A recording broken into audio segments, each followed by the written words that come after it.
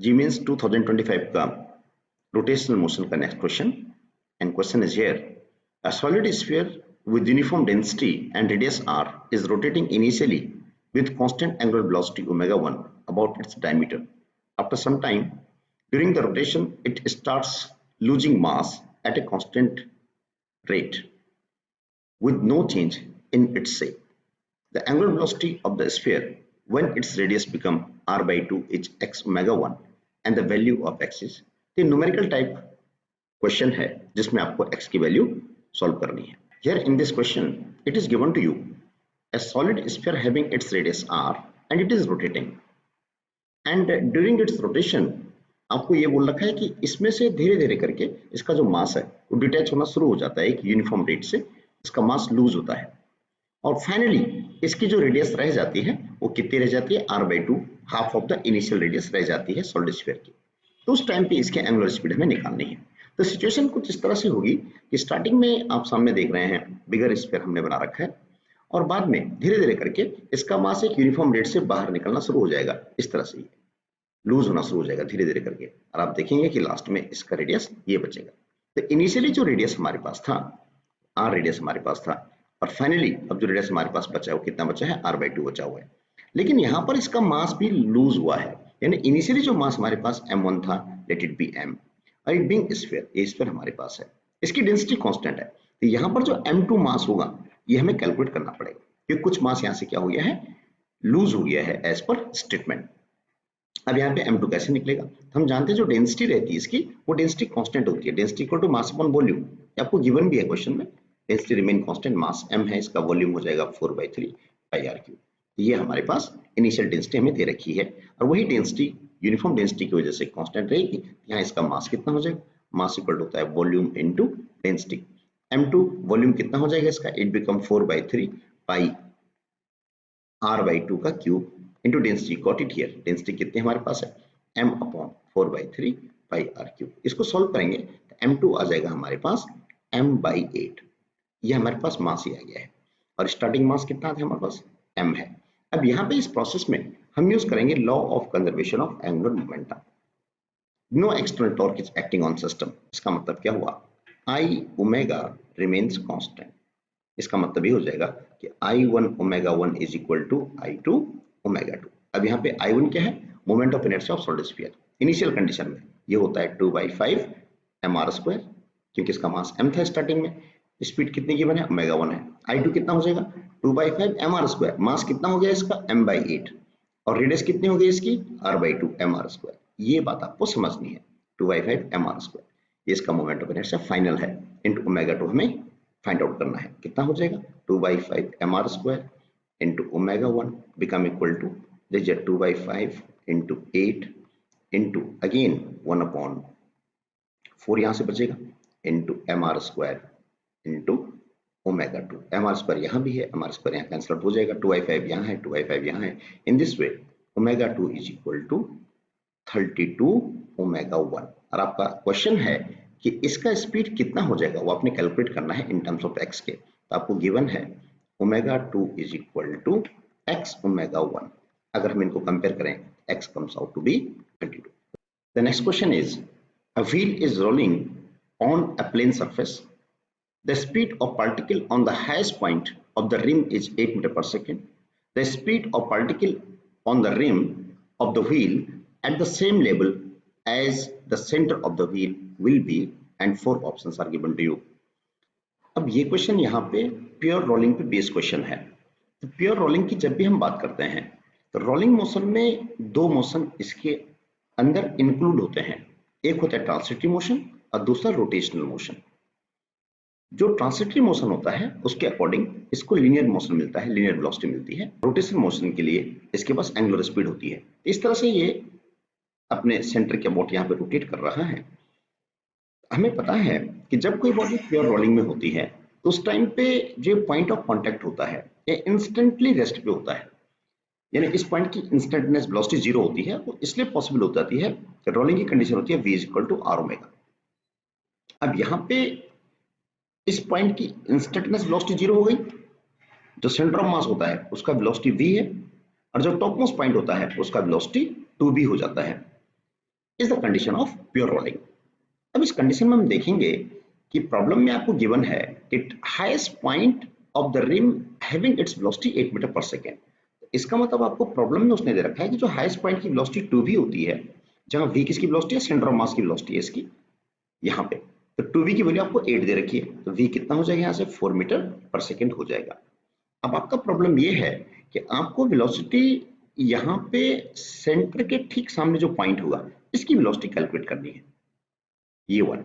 आप देख समझ सकते हैं कि यहाँ पर जो लीनियर मोशन होगा इसका, उसकी करस्पॉन्डिंग इसको वेलोसिटी v मिली हुई है, लेकिन ये रोटेशनल मोशन में भी है, तो रोटेशनल मोशन में होने की वजह से इसको एक वेलोसिटी नीचे मिल जाएगी और ये वेलोसिटी होगी v equal to r omega. तो इसका जो मैग्नीट्यूड यहाँ से होगा वो किसके बराबर होगा, v के बराबर होगा। इन दिस वे इस पॉइंट पे दो वेलोसिटी एक साथ एक्ट हो रही हैं और इन दोनों वेलोसिटी का जो रिजल्टेंट होगा वो यहाँ आ जाएगा and it will be resultant will be v dash will be equal to under root of v square plus v square, solve करेंगे it become v root 2 और v आपने find out कर रखा है, it is 4, the answer is 4 root 2 meter per second, it is the correct option। in this way A is the correct option of the problem। the next question is, it is which of the following are correct expression for the torque acting on a body। इसमें different expression आपको दे रखे हैं। A option is tau is equal to r cross L, B is tau is equal to d by dt of r cross B, C option is tau is equal to r cross dp by dt, D option is tau is equal to I alpha and E option is tau is equal to r cross f। यहाँ पे जो r position vector है, P linear momentum है, L is the angular momentum, alpha is the angular acceleration, I is the moment of inertia, F is the force and T is the time।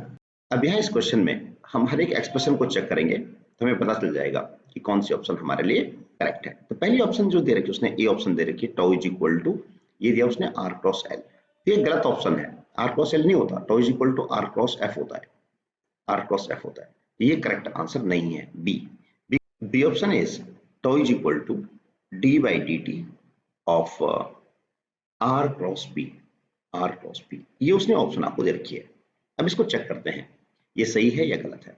हमें पता है कि torque का जो result होता है tau is equal to होता है dl by dt और जो L वेक्टर होता है is the angular momentum vector d by dt, L is equal to होता है r cross b। ये हमारे पास एक टॉर्क का आंसर है। तो आप देखेंगे जो बी ऑप्शन है वो यही है, tau is equal to d by dt r cross b, इसका मतलब बी ऑप्शन करेक्ट है। सी को देखते हैं, सी में उसने क्या बोला, tau is equal to r cross dp by dt, कुछ इस तरह से उसने रिजल्ट दिया है। अब इसको चेक करते हैं ये सही है या गलत है। तो हमें पता है कि टॉर्क इज इक्वल टू होता है, you know very well, r cross f। अब मैं एक काम कर सकता हूँ, यहाँ पे f का जो फॉर्मूला मोमेंटम में होता है it is a dp by dt is the rate of change of momentum is called force. तो आप समझ सकते हैं कि ये रिजल्ट सही है, इट मींस ये रिजल्ट भी करेक्ट आंसर हमारा हो गया है। डी ऑप्शन की बात करेंगे, tau is equal to I alpha, ये भी करेक्ट ऑप्शन है क्योंकि एंगुलर एक्सेलरेशन है, टॉर्क है, ये हमारा जो लीनियर मोशन में होता है F is equal to ma, mass into acceleration, उसके एनालोगस बिहेवियर में हमने इस रिजल्ट को ड्रॉ किया है। मास मोमेंट ऑफ इनर्शिया हो जाएगा और एक्सेलरेशन एंगुलर एक्सेलरेशन हो जाएगा, अब फोर्स या फिर टॉर्क हो जाएगा। इसका मतलब ये भी क्या है, करेक्ट आंसर आपका है। ई को अगर देखते हैं तो tau is equal to r cross f, ये तो बेसिक डेफिनेशन होती है फोर्स की, यानी ये भी करेक्ट है। इन दिस वे जो पहली ऑप्शन हमारे पास थी tau is equal to r cross l, ये गलत है, बाकी rest of the four options are correct here. इसका मतलब ए इनकरेक्ट है, बी सी डी ई ये सारे हमारे पास करेक्ट है, it means C is the correct option. Next question is, if L and P represent the angular momentum and linear momentum vectors respectively of a particle of mass m having position vector r is equal to a I cos omega t plus j sin omega t, the direction of force is, and four options are given to you। यहाँ पर I और J हैं, ये unit vectors हैं। यहाँ पे आपका problem ये है कि आपको एंगुलर मोमेंटम के बारे में बात कर रहा है, वो लीनियर मोमेंटम के बारे में बात कर रहा है और फोर्स के बारे में बात कर रहा है। और गिवन क्या है आपको प्रॉब्लम में, आपको इस क्वेश्चन में गिवन है displacement vector r is given to you और ये उसने दे रखा है a and is here I cap cos ओमेगा t and plus j cap sin ओमेगा t, ये उसने वेक्टर आपको दे रखा है। तो आपको फोर्स की डायरेक्शन की बात कर रहा है, तो फोर्स को हम जानते हैं कि फोर्स का basic formula F is equal to ma होता है, यानी आपको एक्सेलरेशन फाइंड आउट करना पड़ेगा और एक्सेलरेशन जो हमारे पास होता है वो होता है dv by dt, इस तरह से, यानी फिर आपको वेलोसिटी फाइंड आउट करनी पड़ेगी एंड वेलोसिटी का रिजल्ट हम जानते हैं v इक्वल टू होता है dr by dt। तो इस तरह से आपको, क्योंकि ये टाइम वेरिएबल फंक्शन है इसलिए आपको वेलोसिटी इस तरह से निकालनी पड़ेगी। तो v अगर हम इसको r को डिफरेंशिएट करते हैं dr बाई dt, यहाँ से वेलोसिटी हमारी निकल जाएगी। अब हम यहाँ पे इस वैल्यू को पुट करते हैं, तो d upon dt of r vector is here. r vector क्या है, a ब्रैकेट में आपके पास है i cos ओमेगा t प्लस j कितना है ये sin ओमेगा t। अब यहाँ पर हम केयरफुली इसको अगर डिफरेंशिएट करते हैं, a बन जाएगा a और यहाँ पे आ जाएगा i, और cos ओमेगा t का डिफरेंशिएशन होता है माइनस ओमेगा sin ओमेगा t, और यहाँ पे प्लस j इज हियर, और sin ओमेगा t का होता है ओमेगा cos ओमेगा t। मैंने सिंपल तरीके से इसको डिफरेंशिएट कर दिया है। तो इस तरह से हमारे पास ये वेलोसिटी वेक्टर आ गया है। यहाँ पर जो a है ये एक सिंपल एक कांस्टेंट है। अब इसके बाद अगर मैं एक्सेलरेशन वेक्टर को फाइंड आउट करने की कोशिश करता हूँ, तो acceleration vector a become derivative of the velocity है dv by dt। कितना हो जाएगा d by dt of velocity v आपने निकाल रखा है, a बाहर है, यहाँ हमारे पास है i ओमेगा, माइनस में है i ओमेगा sin ओमेगा t plus j omega and cos ओमेगा t। अगर मैं इसको दोबारा डिफरेंशिएट करता हूं तो आपका रिजल्ट कितना बन जाएगा। अब इस क्वेश्चन में हमें करेक्ट ऑप्शन को सिलेक्ट करना है। अब इसको डिफरेंशिएट करते हैं। अब इसका जो वैल्यू निकल गया, अब इसका वैल्यू सॉल्व होके जो आएगा a इज हियर, a को मैंने बाहर लिया, आउटसाइड ले लिया। The differentiation of this function sin ओमेगा t, ये कितना हो जाएगा, ये हो जाएगा माइनस ओमेगा आई कैप हमारे पास था, sin ओमेगा t का होता है ओमेगा cos ओमेगा t, और यहाँ पे प्लस ये ओमेगा और जे हमारे पास है, और cos ओमेगा टी का होता है minus omega sin omega T. ये मैंने इसको डिफरेंशिएट कर दिया है। तो बहुत केयरफुली अगर मैं देखूं इसको, ओमेगा यहाँ पर भी है, ओमेगा यहाँ पर भी है, ओमेगा यहाँ भी, ओमेगा यहाँ भी है, माइनस साइन भी यहाँ पर है। तो आप ये देखेंगे कि माइनस साइन मैंने बाहर ले लिया, ओमेगा स्क्वायर भी बाहर ले लिया, ए बाहर ले लिया, और ये बचेगा मेरे पास यहाँ पे आई cos ओमेगा टी प्लस जे साइन ओमेगा टी। और आप देख सकते हैं कि आई cos ओमेगा टी प्लस जे साइन ओमेगा टी उसने गिवन प्रॉब्लम में आर दे रखा है। देखो आई cos ओमेगा टी जे साइन ओमेगा टी इंटू ए, ये हमारे पास क्या है, आर वेक्टर है। तो इसको मैं, इस पूरे वेक्टर को हम क्या लिख सकते हैं, आर वेक्टर लिख सकते हैं। तो minus omega square into R vector, ये यहाँ पे आ जाएगा।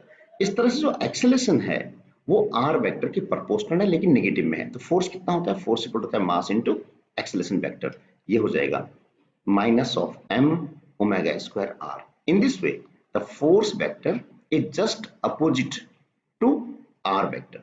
r vector के just opposite है। तो बहुत केयरफुली अगर समझेंगे, ये जो इक्वेशन है ये सिंपल हार्मोनिक मोशन की इक्वेशन है। In this way, the force vector is opposite to displacement vector r. In this way, A option is the correct option. Next question is, a circular ring and a solid sphere having same radius rolls down on an inclined plane from rest without slipping. The ratio of their velocities when reached at the bottom of the plane is under root x by 5, where x is. तो ये भी numerical type question है जिसमें आपने x की value को solve करना है। Let us solve this question. तो आपको एक इंक्लाइन प्लेन गिवन है, this angle theta, this angle theta, और ये आइडेंटिकल प्लेन है। तो जिनकी वर्टिकल हाइट है वो कितनी है, h है। तो आपका प्रॉब्लम ये है कि यहाँ पे ये रिंग जो है विदाउट स्लिपिंग रोल हो रही है, it's like this one rolling without slipping, as well as यहाँ पर क्या है, ये सॉलिड स्फीयर है, and this solid sphere is again rolling without slipping. इस तरह से आ रहा है स्टार्टिंग फ्रॉम रेस्ट। यहाँ इनिशियल वेलोसिटी जीरो है इसकी, यहाँ पर भी इसकी इनिशियल वेलोसिटी जीरो है, और जब ये बॉटम पे पहुंचेंगे यहाँ पे, तो आपका क्वेश्चन यही है इनकी वेलोसिटी का रेशियो क्या हो जाएगा। तो let the velocity of ring become v1 and let the velocity of solid sphere become v2। तो आप जानते हैं इसमें जो रिजल्ट होता है हमारा, बॉटम पे फॉर्मूला आता है हमारा, इंक्लाइन प्लेन पे जब बॉडी ग्राउंड सरफेस को टच करेगा तो उसका आंसर होता है v square is equal to 2gh upon 1 plus k square by r square. अब यहाँ पे जब रिंग की बात करेंगे तो रिंग का मोमेंट ऑफ इनर्शिया होता है mr स्क्वायर, और स्फीयर का मोमेंट ऑफ इनर्शिया होता है 2/5 mr स्क्वायर। एक इंपॉर्टेंट इंफॉर्मेशन आपकी ये होती है कि जो ratio k square by r square होता है, ये वाला, ये होता है coefficient of this mr square. अब यहाँ पे mr स्क्वायर का जो कोएफिशिएंट है 1 है, तो k square by r square 1 हो जाएगा यहाँ, किसके लिए, रिंग के लिए। और यहीं पर अगर हम इसके लिए देखते हैं तो जो mr स्क्वायर का कोएफिशिएंट है वो कितना, 2/5 है। तो सॉलिड स्फीयर के लिए k square by r square की वैल्यू क्या हो जाएगी, हमारे पास 2/5 हो जाएगी। अब ये वैल्यूज अगर हम यहाँ पुट कर लेंगे तो हमें डिफरेंट रिजल्ट्स में मिल जाएंगे।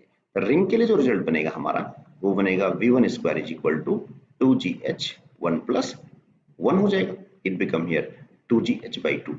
और ऐसे ही अगर हम सॉलिड स्फीयर के लिए इसको लिखें तो सॉलिड स्फीयर के लिए आपका आंसर आ जाएगा v2 square is equal to 2gh upon 1 plus k square by square कितना है 2/5 है। इसको सॉल्व कर लेंगे, it become here 5/7 of 2gh। अगर हम इनका रेशियो निकालें, it is here v1 square upon v2 square, आपने इसको डिवाइड कर दिया, it become here 1/2 upon 5/7, that comes out to be 1/2 into 7/5। तो इसको अगर हम सॉल्व करते हैं, therefore it become v1 upon v2 is equal to under the root of 7/10।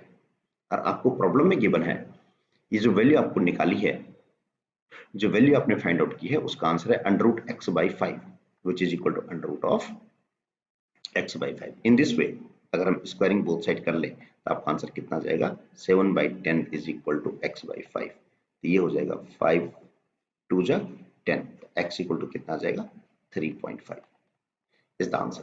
Next question is, a force of 49 Newton acts tangentially at the highest point of a sphere of mass 20 kg kept on a rough horizontal plane. If the sphere rolls without slipping, then acceleration of center of sphere is, four option आपको given है। Now here in this question it is given to you, a force is acting at the topmost point of the sphere। तो यहाँ पर जो force आपको लगाया है, given है आपको, एक कैपिटल एफ ऑफ गिवन है, and this force is equal to 49 newton. अब यहाँ पे ये सरफेस रफ सरफेस है। अब रफ सरफेस में बड़ी बात क्या होती है कि वहाँ फ्रिक्शन एक्ट करेगा। अब होगा क्या, ये फोर्स इसको इस डायरेक्शन में रोटेट करेगा, ये इसकी टेंडेंसी होगी। तो इस बॉटम मोस्ट जो पॉइंट है इसका, यहाँ पर डेफिनेटली जो फ्रिक्शन लगेगा वो फ्रिक्शन फॉरवर्ड डायरेक्शन में आ जाएगा, क्योंकि इसके मोशन की टेंडेंसी किधर होगी, बैक साइड होगी, और जो फ्रिक्शन होगा वो फ्रिक्शन इसको आगे लाने की कोशिश करेगा। Friction opposes the tendency of motion, तो ये फ्रिक्शन आगे एक्ट हो जाएगा। और यहाँ पे जो इसका सेंटर ऑफ मास है, पूरे सिस्टम का सेंटर ऑफ मास यहाँ पर है, और सेंटर ऑफ मास पे जो फोर्स लगेगा it will be acting towards forward direction. तो इसको जो एक्सेलरेशन मिलेगा वो एक्सेलरेशन ए मिल जाएगा, इसका मास यहाँ पे m है, और इसको एक्सेलरेशन कितना मिल गया है, यहाँ पे ए एक्सेलरेशन इसको फॉरवर्ड डायरेक्शन में मिल गया है। इस तरह से हम देख सकते हैं यहाँ पे जो नेट फॉरवर्ड डायरेक्शन में फोर्स लग रहा है वो कितना लग रहा है, F plus F is equal to mass into acceleration. ये नेट फोर्स इस पे एक्ट कर रहा है। सेकेंडली, जो ये स्फीयर है इसकी रोलिंग हो रही है, और रोलिंग का मतलब ये हुआ कि इस पे डेफिनेटली एक टॉर्क एक्ट कर रहा होगा। अब यहाँ पे टू डिफरेंट फोर्सेस एक्ट हो रहे हैं, इन दोनों फोर्सेस की वजह से इस पे दो टॉर्क एक्ट होंगे। इसका जो रेडियस वेक्टर है वो बाहर की तरफ आएगा यहाँ पे, और यहाँ पे रेडियस वेक्टर किधर आ जाएगा, ये डाउनवर्ड डायरेक्शन में आ जाएगा। Radius vector R is here, ये रेडियस वेक्टर मैंने ड्रॉ कर दिया है, जहां आर क्या है, इसका अपना रेडियस आर है। Let small R is the radius of the sphere here. अब यहाँ पे अगर हम टॉर्क की बात करेंगे तो जो नेट टॉर्क इस पे लगेगा वो दो टॉर्क एक्ट हो रहे हैं, दोनों अपोजिट डायरेक्शन में है। क्यों, क्योंकि ये जो फोर्स है इसकी रोटेशन की टेंडेंसी इधर है, और ये जो फोर्स है इसकी रोटेशन की टेंडेंसी इधर है। जो नेट टॉर्क होगा, net torque is equal to torque due to this force F, torque due to force F minus torque due to force F। तो tau is equal to torque due to force F क्या होता है, you know very well, R cross F होता है। तो ये हो जाएगा हमारा force into perpendicular distance, force into perpendicular distance is R minus ये भी क्या हो जाएगा, force into perpendicular distance, इसकी भी कितनी हो जाएगी, R डिस्टेंस आ जाएगी। tau is equal to I alpha, that you know very well। यहाँ से क्या हो गया, R हमने आउटसाइड ले लिया, कितना बचेगा F minus F। इस तरह से हम देखते हैं I कितना होता है 2/5 mr स्क्वायर, क्योंकि हमारे पास क्या है, ये सिंपली एक स्फीयर है, और अल्फा इज इक्वल होता है a/r। यहाँ पे आप जानते हैं रोलिंग मोशन में a इज इक्वल टू क्या होता है, r अल्फा होता है। यहाँ से अल्फा कितना हो जाएगा, a/r। ये वैल्यू हमने यहाँ पुट कर दिया, इज इक्वल टू r कितना हो जाएगा, ये f माइनस f। यहाँ सॉल्व करेंगे तो r से r यहाँ कैंसिल आउट हो जाएगा, एक r बचेगा, उससे r भी कैंसिल आउट हो गया। इन दिस वे आप देखेंगे यहाँ पे कि जो इक्वेशन बनेगी f minus f will become equal to, यहाँ पर हम देखेंगे it become 2/5 ma is the equation number 2। और इक्वेशन 1 हमारे पास ये है f plus f is equal to ma। अगर हम दोनों इक्वेशन को ऐड कर दें तो हमारा रिजल्ट बनेगा, f से कैंसिल आउट हो जाएगा, it become 2f is equal to, ये हो जाएगा हमारा 2/5 ma प्लस ma, ये बन जाएगा आपका 7/5 ma। अब यहाँ पे एक्सेलरेशन हम निकाल देंगे, कितना हो जाएगा, it become here a is equal to 2f into 5/7 into m, और आपको गिवन वैल्यूज आपको हैं 2 इंटू एफ कितना दे रखा है, 49 दे रखा है, into 5/7 into mass of sphere आपको गिवन है 20 kg।